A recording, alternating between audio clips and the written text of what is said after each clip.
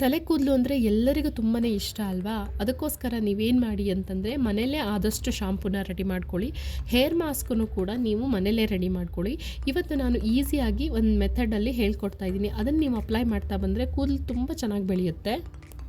ಹಿಂದಿನ ದಿನ ರೀಠಾ ಮತ್ತು ರೋಸ್ಮರಿ ಎಲೆಗಳನ್ನು ನೆನೆಸಿಟ್ಬಿಡಿ ಸ್ವಲ್ಪ ನೀರೊಳಗೆ. ನೆಕ್ಸ್ಟ್ ಡೇ ಸಾಫ್ಟ್ ಆಗಿರುತ್ತೆ. ಅದನ್ನು ಚೆನ್ನಾಗಿ ಕಿವುಚಿ ಎಕ್ಸ್ಟ್ರಾ ನೀರು ಹಾಕಿ ಈ ರೀತಿ ಸೋಸ್ಕೊಳ್ಳಿ. ಈಗ ಶಾಂಪೂ ರೆಡಿ ಆಯ್ತಲ್ವಾ? ನೆಕ್ಸ್ಟು ಹೇರ್ ಮಾಸ್ಕ್ ಹೇಳ್ಕೊಡ್ತೀನಿ. ಒಂದು ಹಿಡಿಯಷ್ಟು ಸೋಯಾಬೀನ್ ಕಾಳು ತೊಗೊಂಡಿದ್ದೀನಿ, ಒಂದು ಹಿಡಿಯಷ್ಟು ಇಲ್ಲಿ ಫೆನುಗ್ರಿಕ್ ಸೀಡ್ಸ್ ತೊಗೊಂಡಿದ್ದೀನಿ. ಅದನ್ನು ನೆನೆ ಹಾಕಿದ್ದೀನಿ. ನೆಕ್ಸ್ಟ್ ಈಗ ಸಾಫ್ಟಾಗಿ ಇದು ರೆಡಿ ಆಗಿರುತ್ತೆ ನೋಡಿ.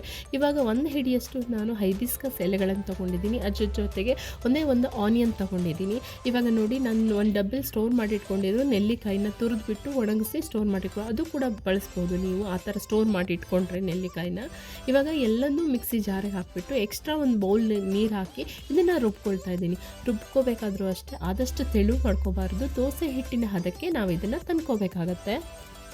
ತುಂಬಾ ಸಿಂಪಲ್ ಇದೆ. ಕೂದಲು ಕೂಡ ಚೆನ್ನಾಗಿ ಬೆಳೆಯುತ್ತೆ, ಡ್ಯಾಂಡ್ರಫ್ ಕೂಡ ಕಮ್ಮಿ ಆಗುತ್ತೆ. ನೋಡಿ ಹಾಗೆ ಹಚ್ಕೋಬಾರ್ದು ಇದನ್ನು. ಒಂದು ಏನಂತಂದರೆ ಕಾಟನ್ ಕ್ಲಾತ್ ತೊಗೊಂಡು ತೆಳುವಾದ ಕಾಟನ್ ಕ್ಲಾತ್ ಒಳಗಡೆ ರುಬ್ಬಿರೋದನ್ನು ಹಾಕಿ ಇದನ್ನು ಹಿಂಡ್ಕೋಬೇಕಾಗತ್ತೆ. ಯಾಕಂದರೆ ಸಣ್ಣ ಸಣ್ಣ ಕಸಗಳೇನಿದೆಯಲ್ಲ ಕೂದಲು ತುಂಬ ಹರಡ್ಕೊಳ್ಳುತ್ತೆ, ಡ್ಯಾಂಡ್ರಫ್ ಇನ್ನೂ ಜಾಸ್ತಿ ಆಗುತ್ತೆ. ಅದಕ್ಕೋಸ್ಕರ ಏನು ಮಾಡಬೇಕು, ನೈಸ್ ಆದಂಥ ಪೇಸ್ಟನ್ನು ನಾವು ಈ ರೀತಿ ಮಾಡಿಟ್ಕೋಬೇಕಾಗತ್ತೆ. ಇಷ್ಟು ರೀತಿ ದಪ್ಪವಾಗಿ ಬಂದಿದೆ ನೋಡಿ, ಈ ಥರ ಬರಬೇಕು ದೋಸೆ ಹಿಟ್ಟಿನ ಅದಕ್ಕೆ. ಆವಾಗ ನಾವು ಅಪ್ಲೈ ಮಾಡಿಬಿಟ್ಟು ಒಂದು ತಾಸು ಆದ ನಂತರ ಉಗುರು ಬೆಚ್ಚದ ನೀರಲ್ಲಿ ಸ್ನಾನ ಮಾಡಬೇಕಾಗತ್ತೆ. ನಾವು ತೋರಿಸಿರೋಂಥ ಶಾಂಪೂನ ಯೂಸ್ ಮಾಡಿಬಿಟ್ಟು ನೀವು ಹಚ್ಕೊಳ್ತಾ ಬನ್ನಿ, ತುಂಬ ಚೆನ್ನಾಗಿ ಕೂದಲು ಬರುತ್ತೆ.